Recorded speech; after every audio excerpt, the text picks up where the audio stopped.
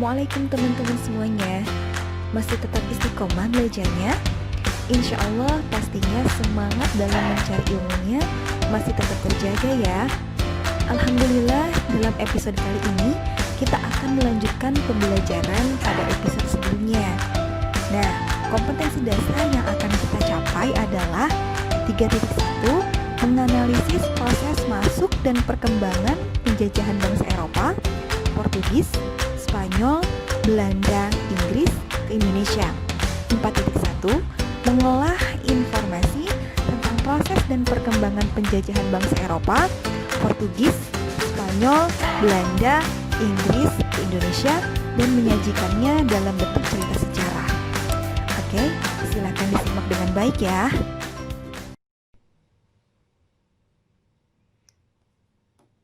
Oke teman-teman semuanya, hari ini kita masih melanjutkan membahas mengenai hegemoni bangsa barat di Indonesia ya. Nah, ini sekedar mengingatkan kembali ya mengenai timeline kedatangan bangsa Eropa ke Indonesia.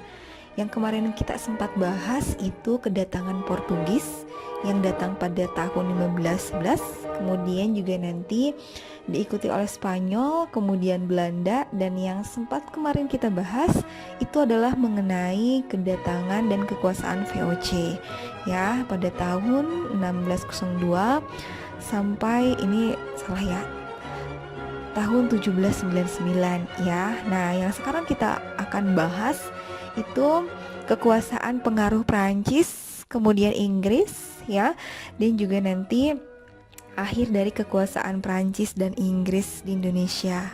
Oke, mari kita simak bareng-bareng ya. Nah, ini dia ya. Kemarin itu kan kita membahas bagaimana VOC runtuh ya akibat dari orang-orang VOC-nya sendiri, akibat dari para pegawai VOC-nya sendiri, sehingga VOC Komisi Dagang yang dibuat oleh Belanda itu bisa runtuh. Nah, kemudian nanti digantikan oleh Herman Willem Daendels ya. Siapakah orang ini? Nah, oke, Ibu akan ingatkan kembali ya bahwa Belanda itu merupakan negara vazal atau negara bawahan dari Prancis. Ya, nah Prancis ketika itu punya kaisar ya, masih ingat siapa namanya? Ya, Napoleon Bonaparte ya.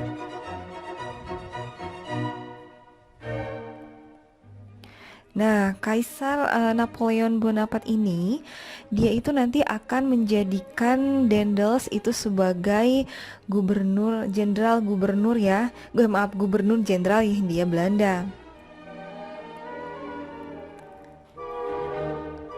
Nah, for your information nih, Daendels itu merupakan mantan advokat. Kemudian dia juga seorang patriot, seorang jenderal, dan ternyata dia itu seorang fans beratnya dari Napoleon Bonaparte ya.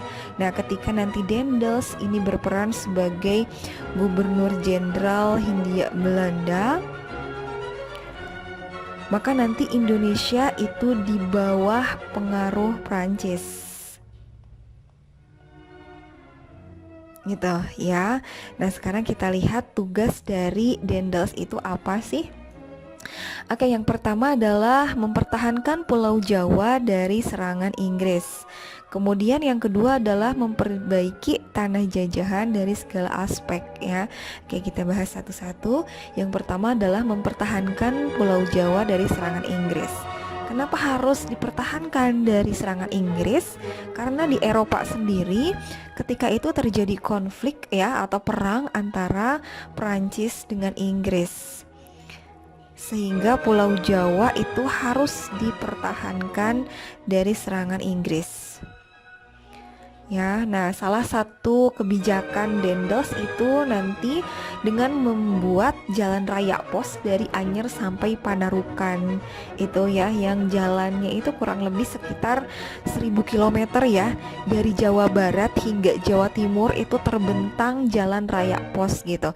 Ini salah satu kebijakan untuk mendukung tugas Daendels, yaitu mempertahankan Pulau Jawa dari serangan Inggris ya.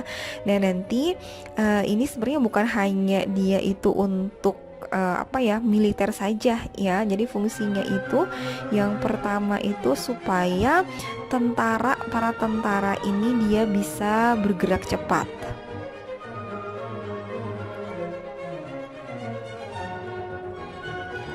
Kemudian fungsi yang keduanya itu adalah untuk membawa kopi. Ya, membawa atau mengangkut kopi yang nanti dibawa itu dari pedalaman Priangan sampai ke Batavia itu melalui pelabuhan Cirebon dan juga Indramayu.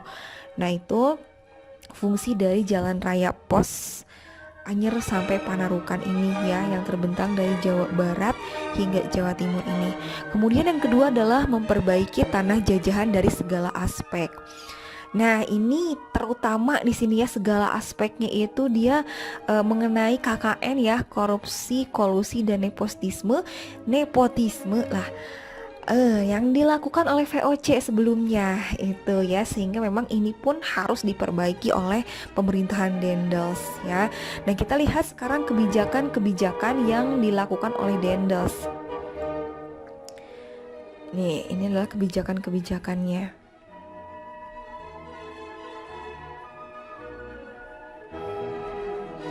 Oke, yang pertama yang tadi sudah kita bahas ya, membangun jalan raya pos dari Anyer sampai Panarukan. Kedua, mendirikan benteng-benteng pertahanan seperti Benteng Louis yang ada di Surabaya dan juga Benteng Mr. Cornelis yang berada di Batavia. Yang ketiga, membangun pangkalan angkatan laut di Merak dan Ujung Kulon. Nah, selanjutnya ya, ini yang ketiga, yang keempat, membangun angkatan perang yang terdiri dari orang pribumi seperti Legiun Mangkunegaran. Kemudian mendirikan pabrik senjata yang ada di Surabaya, kemudian pabrik meriam di Semarang, dan juga sekolah militer di Batavia. Selanjutnya membangun rumah sakit dan tangsi-tangsi militer yang baru. Kemudian membagi Pulau Jawa menjadi 9 kerasidenan. Nah, kerasidenan itu kalau sekarang tuh kayak kabupaten gitu ya, daerah-daerah. Ini sudah ada otonomi daerah di sini. Kemudian mengangkat para bupati di seluruh Jawa menjadi pegawai pemerintah. Selanjutnya menaikkan gaji pegawai agar tetap loyal kepada pemerintah kolonial dan menindak pegawai yang korup dengan hukuman yang berat ya. Yang terakhir mendirikan badan pengadilan yang disesuaikan dengan adat istiadat yang berlaku ketika itu. Nah, itu kebijakan-kebijakan dari Daendels ya. Nah, Daendels sebenarnya nanti pada tahun 1811 dia akan dipanggil ke Belanda. Ya, akan dibawa pulang ke Belanda.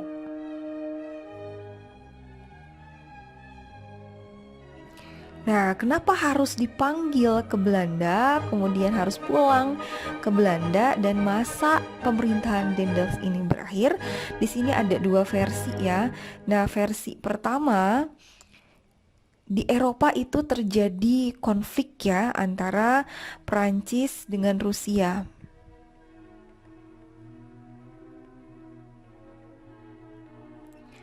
Sehingga nanti Daendels itu tenaganya dibutuhkan oleh pemerintahan Prancis. Nah, kemudian versi yang kedua, nah ini ada desas-desus ya, ada obrolan-obrolan atau selentingan-selentingan dari pemerintahan Belanda juga Prancis. Jadi mereka mendengar bahwa Daendels itu ternyata punya hubungan buruk dengan raja-raja setempat.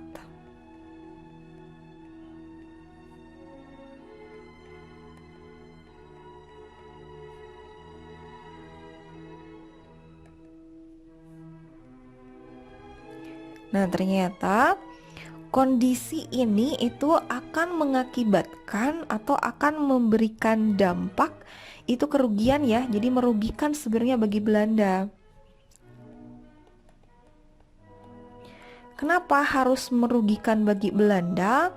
Nah, ini karena kan sedang menghadapi Inggris ya. Maka untuk Belanda itu sangat rugi ya. Jadi merugikan Belanda dalam menghadapi Inggris. karena nanti pemerintahannya atau kekuatannya itu akan melemah.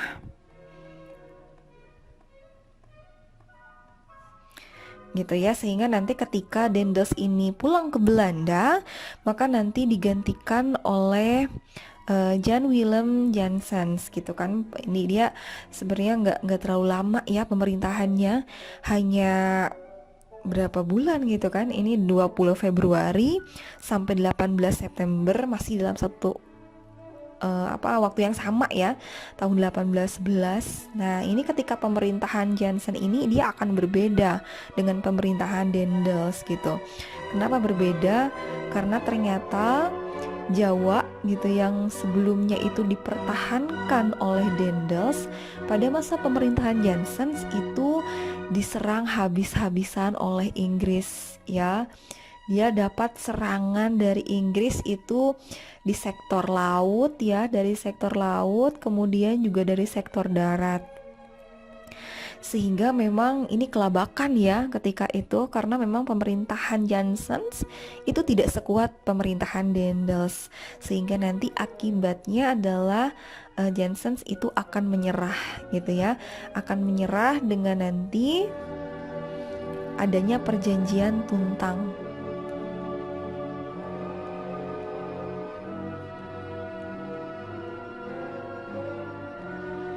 Ya, perjanjian Tuntang ini dilaksanakan pada tahun 1811 gitu ya.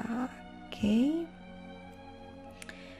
Nah, perjanjian Tuntang, mari kita lihat. Nah, ini dia ya perjanjian Tuntang.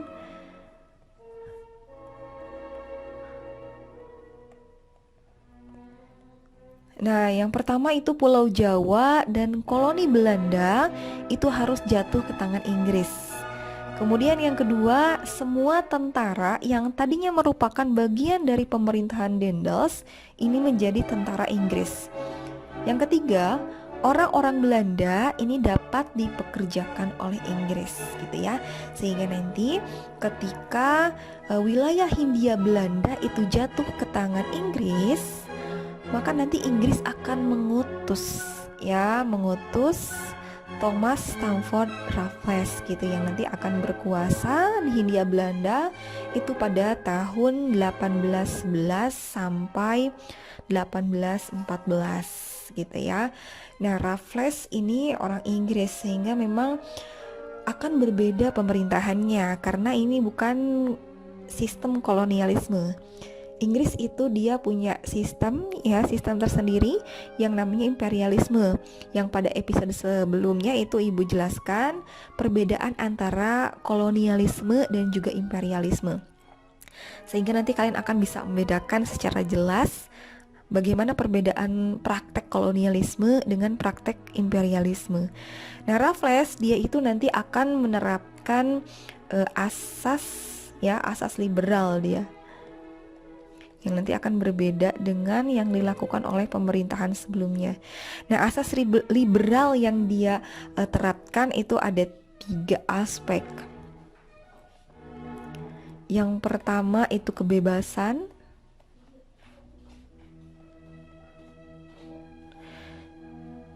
Yang kedua itu kesetaraan. Ya, maaf ya, susah banget nih. Kesetaraan derajat manusia.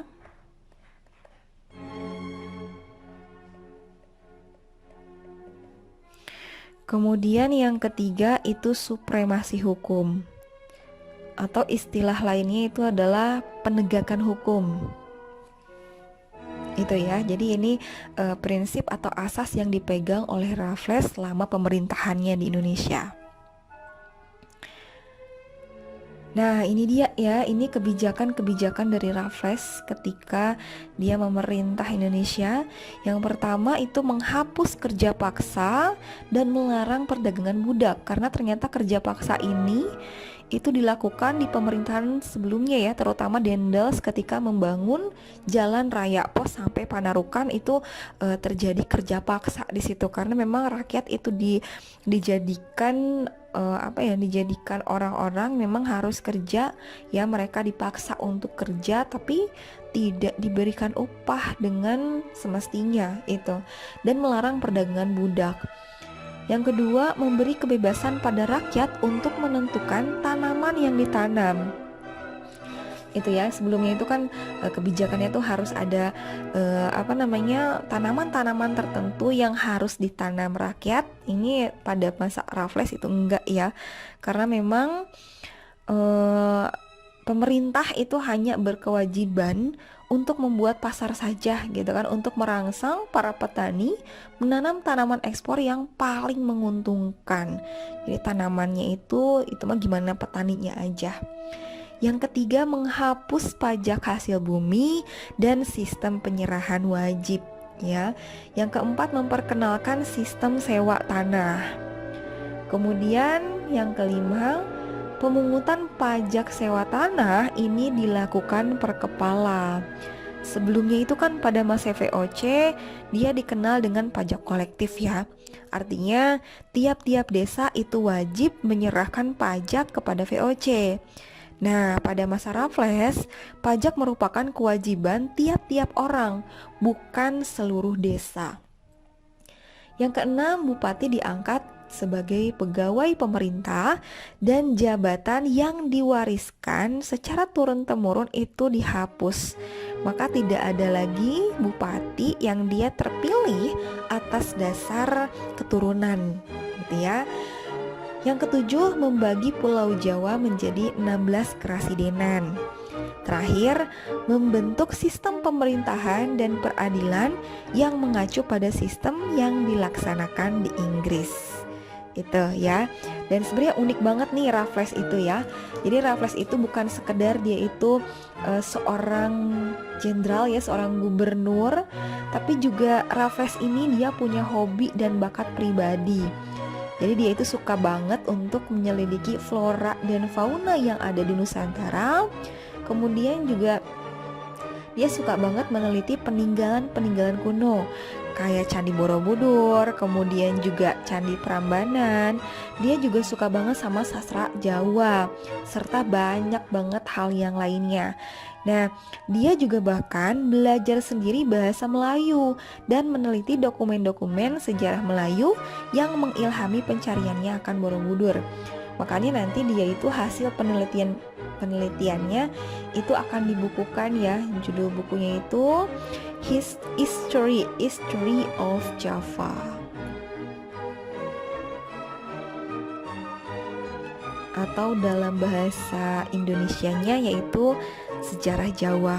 Cuman sayang banget nih, pemerintahannya Raffles itu ternyata nggak lama ya. Nah, kenapa nggak lama? Karena memang ini tidak terlepas dari kondisi yang ada di Eropa ya. Jadi pada tahun 1813,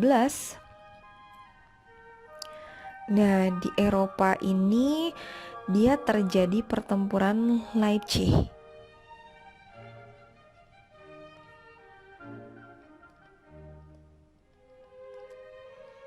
Nah, pertempuran ini dia itu melibatkan ya negara Prancis yang nanti akan berperang dengan beberapa negara ya seperti Rusia, kemudian Prusia itu kalau sekarang itu Jerman, kemudian Austria,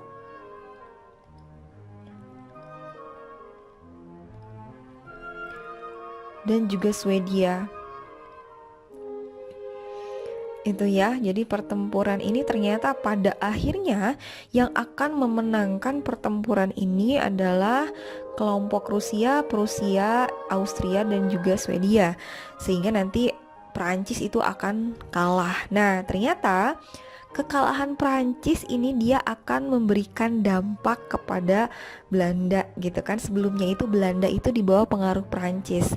Tapi ketika Prancis ini mengalami kekalahan, maka dampaknya adalah kemerdekaan bagi Belanda.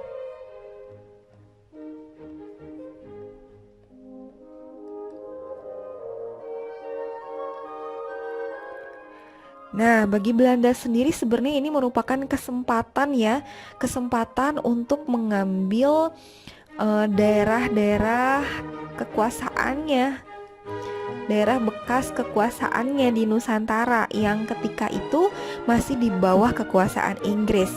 Makanya nanti ada kesempatan untuk berunding juga gitu dengan Inggris ya, sehingga nanti perundingan itu dia akan tertuang dalam Konvensi London.